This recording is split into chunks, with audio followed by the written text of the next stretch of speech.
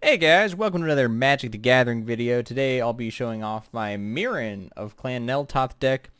Specifically, this Meren deck has 50 creatures in it. So I'm going to be going over what that strategy kind of entails, how to play a Meren deck with, that's just all creatures basically. So the plan in this deck is to get some creatures that'll mill us repeatedly early, that we can get creatures and other lands into our graveyard. We're just trying to fill up the graveyard as quickly as possible, play big stinky creatures that like the graveyard, and basically mill ourselves out. If we can mill ourselves out, perfect. Love that. I can get into why that's a good thing near the end of the video, but I'm going to kind of go through these cards sort of in the stages of the game that you want to play them. So let's go over some early creatures that you want to get out as quickly as possible, basically as soon as you see them. Bramble Familiar, love this card. It's a mana dork, and it can discard creature cards for us, so we can get big expensive creatures into the graveyard from our hand. And then we can also later in the game use the fetch quest to mill a bunch of stuff and get back some big angry fellas.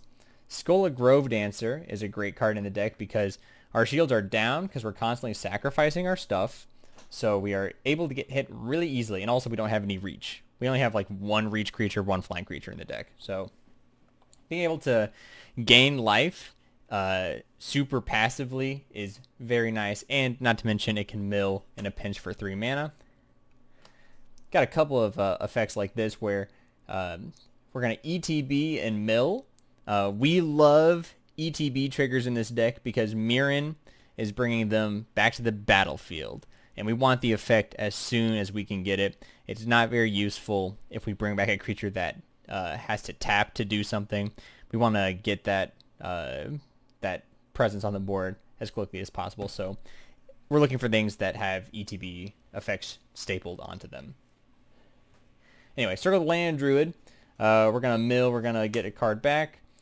Satyr Wayfinder, exact same thing. We're going to mill, we're going to get a card back. Springbloom Druid, we're going to ramp, and we're going to put more lands into our graveyard. We're going to be playing lands from our graveyard with Ramming Excavator.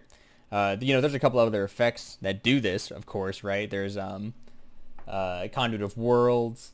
There's Crucible of Worlds. This also brings up that we want to any card that would be good in our commander deck, in a commander deck. If we can staple that onto a creature, perfect. Creature removal, put it on a creature. Ramping, like with Springbloom Druid, put it on a creature.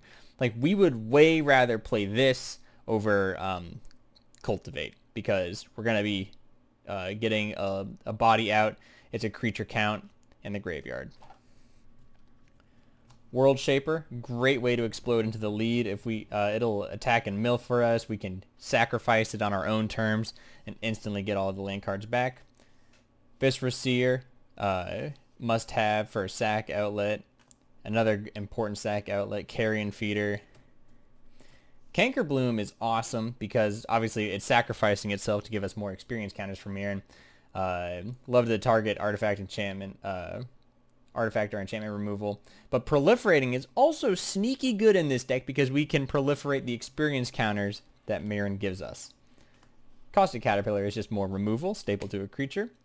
Grim Harvespex is a little awkward to get out because between turns 1, 2, and 3 we want to be milling.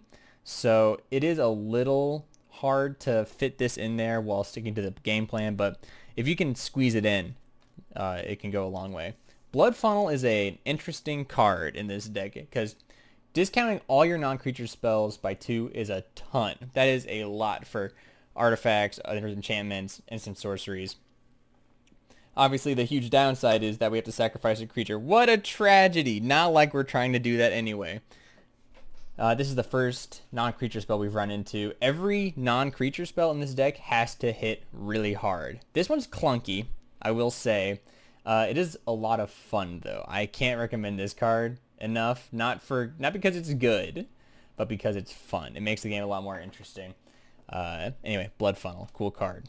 Perpetual Timepiece is incredibly important to protect our graveyard from being exiled, as well as being a great mill piece. So even though it's not a creature, we have to put it in. It's just too good. Out of the Tombs, same situation. This is going to be milling us like crazy. And if we would draw a card while a library has no cards in it, instead return a creature card from the graveyard to the battlefield. If you can't, you lose the game. So this is just basically, you have to get rid of this, guys, or I'm going to take over. I'm going to win. Because it basically reads, I can't be milled out. So yeah, if we get milled out, the game is pretty much over. So Out of the Tombs is a banger. Steve, obviously a banger because he's only a 2 CMC creature that can sack himself to ramp for us. So Meren loves that. She's going to be getting counters from him like crazy.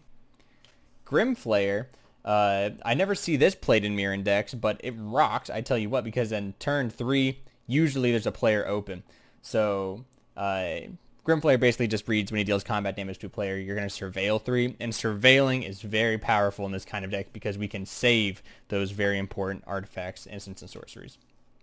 Skull Prophet, Ramp and Mill. Urg, Spawn of Turg, again, surveilling is very strong, and he's one of our big stinky creatures. We can sacrifice him for a lot of cards in life later. Milliken is good Ramp and Mill. Nyx Weaver is great mill, as well as one of our reach creatures. I forgot about this one. So we have 3 ways to block flying in this deck. Also has a way to get back those important cards again. Old Rutstein is a major problem for everybody because we're going to be generating crazy value on our upkeep. Milling is good for us, and then putting more value on top of that with Rutstein rocks. Splinterfright is a terrifying creature in this deck because he's going to become huge. He's great at milling for us, and we can play him right before our commander because he's 3 CMC and our commander is 4. Cemetery Tampering is too good to not put in the deck. Hideaway 5, mill 20 cards. Easy work in this deck. Easy to get 20 cards milled. Play a card for free. Love it. Crawling Sensation, mill cards, get small bodies. Sack fodder, basically. Incredible card, and its brother, Crawling Infestation, also incredible in this deck. Citrus Supplier is amazing because it's only 1 CMC, so as long as we can get it killed somehow with Meren around, we can play it, get it killed, Meren can bring it back. We're going to be milling, you know, at like about 12 cards with this thing if it shows up early. Angel of Suffering absolutely slaps in this deck because we want to get milled out. Play this card and have somebody hit you with 30 damage. You know, you're going to be like, dude, I'm going to mill you out, you goober. You're milling yourself so fast. I'm going to mill you out. No, you're not, you idiot. I'm going to show you why. Like, obviously, we have Out of the Tombs, which I showed earlier. That'll prevent us from losing. That just makes... Angel of Suffering is another card that reads, get rid of this or I'm going to win the game. Old Stick Fingers rocks. In a pinch, you can cast him for 2 mana. My lights, Lamau. There. Anyway, he's one of our big stinky creatures. A great way to get more creature cards to our graveyard. Lord of Extinction is the biggest and stinkiest boy. My God, he gets big. He doesn't have any evasion, though, but we have a couple ways to give him trample later. Mortivore is also big and stinky. He's got Regenerate on him, and he's going to become massive with all the cards in our graveyard. Kessig Cage Breakers is going to make an incredibly powerful wide board for us because we're going to be making 2 2s per 1 creature card in our graveyard. So incredibly powerful. Izoni is almost as good as Kessig Cage Breakers. It has a bit of a pros con. We're going to be making 1/1s for each creature card in our graveyard. But she has her own sack outlet on her, which gives us life and card draw, which can be very nice. Yargul Multani is just big and stinky. No graveyard synergy. This guy is just 18 power that we can sacrifice. Love him. Vorinclex, he's a 6/6 trample and reach. There's our third and final, because the other one was Angel Suffering. Our third and final way to stop flyers in the deck. He's going to enter the battlefield, which we like the ETB effect, to get 2 forward cards into our hand. For 8 mana, we can flip them, which is really what we want to do, because we're going to mill 10 cards and put 2 creature cards from among them onto the battlefield. So we'll get 2 big stinkies and bring them back. It does some other stuff too, but really what we're looking for is that that mill effect. Massacre Worm is really important for us to beat out wide boards, and it is pretty easy actually to cast this. If you're already casting this guy, hopefully you're in the state of the game where you can do it twice. We can bring him back from the graveyard, kill him, bring him back from the graveyard once or 2 more times, and giving all the other creatures -4 or -6 is going to get most everything killed. E-Witness, obviously, to be getting back those milled cards that we want back. Sir Conrad, obviously, because we're doing graveyard shenanigans. He's going to be seeing lots of creatures come and go from the graveyard, so he's going to be one of our win cons. Kind of a boring pick, but he's necessary. Dreadhound is Sir Conrad at home. Doesn't see the creatures leaving graveyards, but almost as good. Still really important to have a way to end the game in the deck.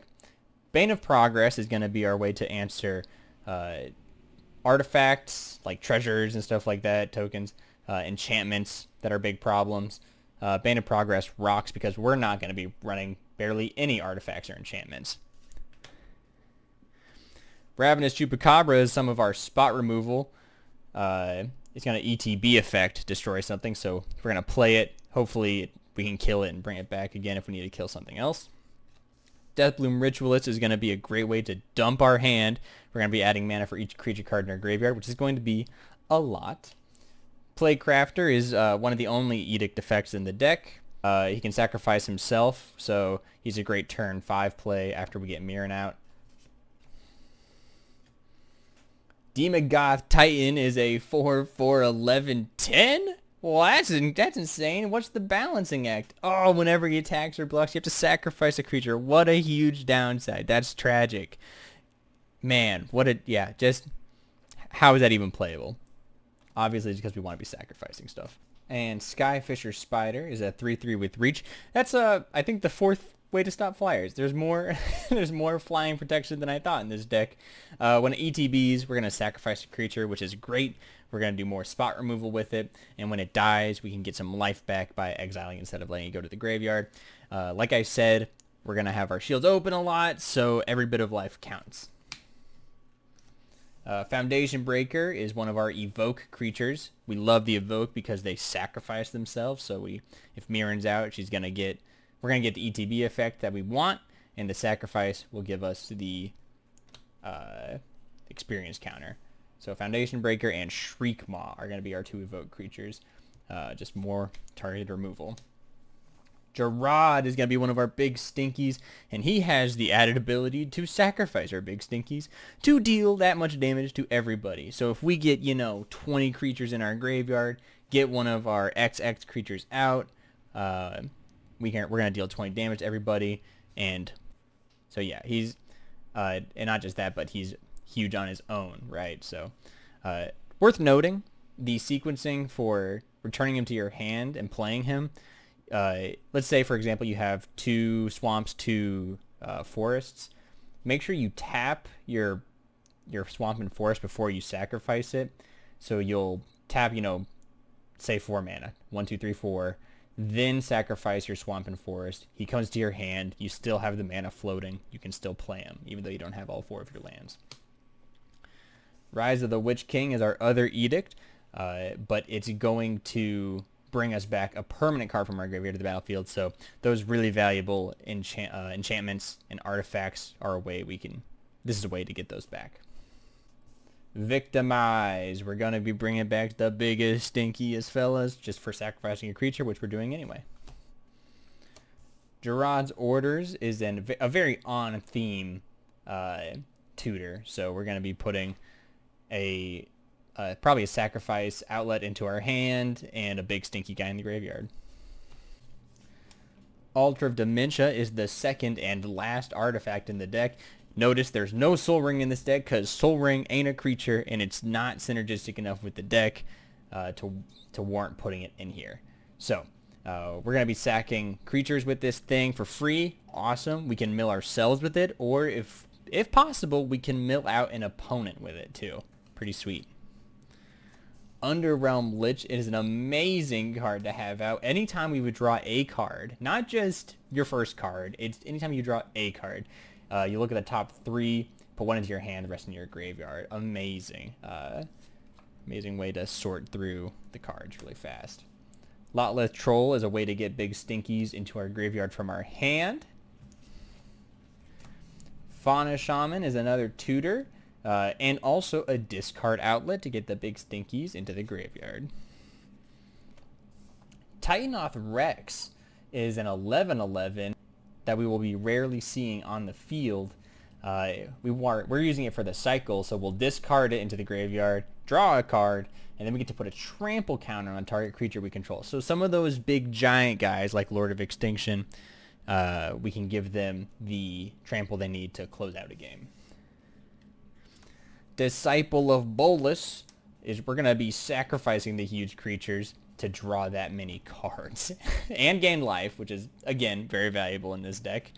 So yeah, incredible effect. And we can get this guy back multiple times, of course. He rocks.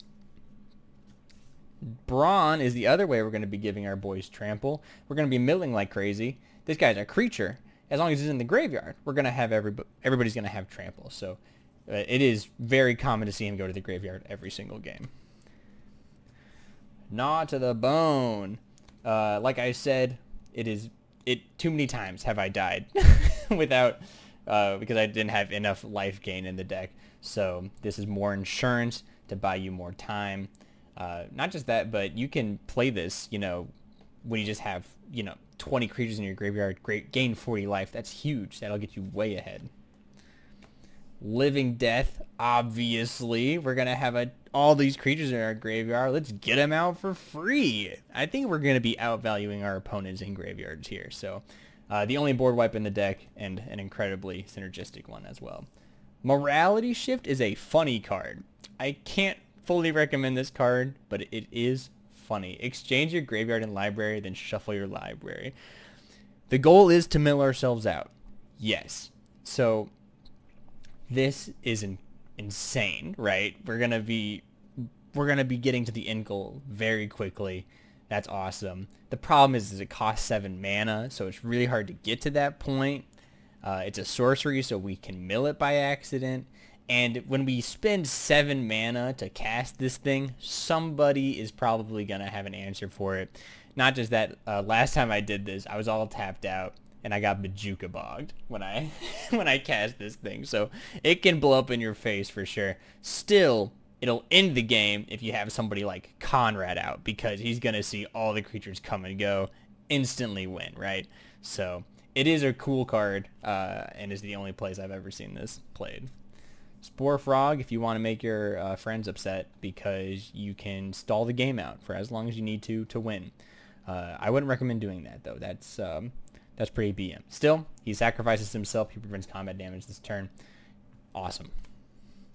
Momentous Fall, just like Disciple of Bolas, we're going to be sacrificing the big stinkies to gain life and a ton of cards. Just rocket into the lead. Dread Return. We're going to be returning creatures from the graveyard to the battlefield. Most importantly, it has flashback, which I don't think I mentioned on Gnaw to the Bone. That's the only reason that it can make it into the deck, because if Gnaw to the Bone didn't have flashback, it's not going in here. Dread Return is good even without the flashback. So flashback with the cost, I think you mean benefit of sacrificing 3 creatures. Apprentice Necromancer. He sacrifices himself for an experience counter, and he brings back a creature, a big angry guy. We're probably going to get an ETB effect, honestly, with them. And then they sacrifice that creature for another experience counter. So that's just a good way to build those up. The big downside with them is that he has to tap to do this. So it can be awkward to get the timing right with them. And lastly, I've been talking about milling ourselves out. Please mill ourselves out, because we have Crozen Reclamation in here. There's another card that does something very similar to this, and it's slightly better. I forget the name of it. I'll put it up on the screen. Crozen Reclamation has flashback. We get to shuffle 2 target cards from our graveyard into our library. Let's say we mill our entire deck. It's all in here. Corrosion Reclamation was the first thing we milled. We have every single card. What's all in our graveyard? What's all in our graveyard? We went over a couple things. So we'll get to our turn. Let's say we're milled out. We'll untap, upkeep, draw. Before we draw, we're going to cast the flashback Corrosion Reclamation and bring back a couple cards that'll just win us the game. Living Death will obviously win us the game because we're gonna bring back this stack. We're gonna bring back all these creatures. Another great one to pick is Out of the Tombs because that'll keep buying us time. And another one is Perpetual Timepiece because that will allow us to shuffle stuff back into our graveyard. So those three cards are the ones we're going to want to target with Corrosion Reclamation because they will keep us going. I guess Living Death not so much.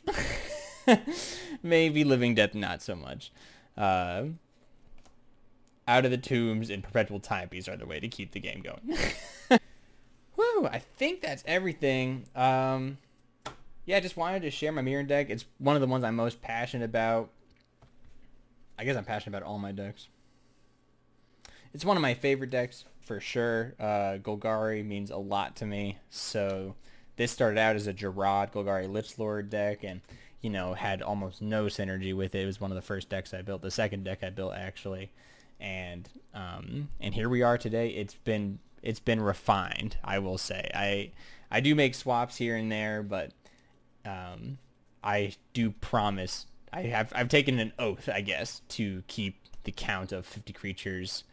At least 50 creatures. There was a time when this deck had 55 creatures. 55 creatures Meren. So yeah. This is just an incredibly satisfying deck to play because you get to touch all your cards. Meren basically reads cards in your graveyard are cards in your hand. So that is just a really fun way to play. Yes, it is very susceptible to your graveyard being exiled, but there are so many repeatable mill effects like Perpetual Timepiece, Crawling Infestation, World Shaper, just anybody who can mill you multiple times. They are what keep the deck rolling. Who cares if you exiled half of my library? If I mill 50 cards and you exile it, I'm gonna get right back into it. We're gonna keep the ball rolling. Yeah, super fun deck. Can't recommend playing 50 creature Meren enough. Thank you guys for watching and have a good one.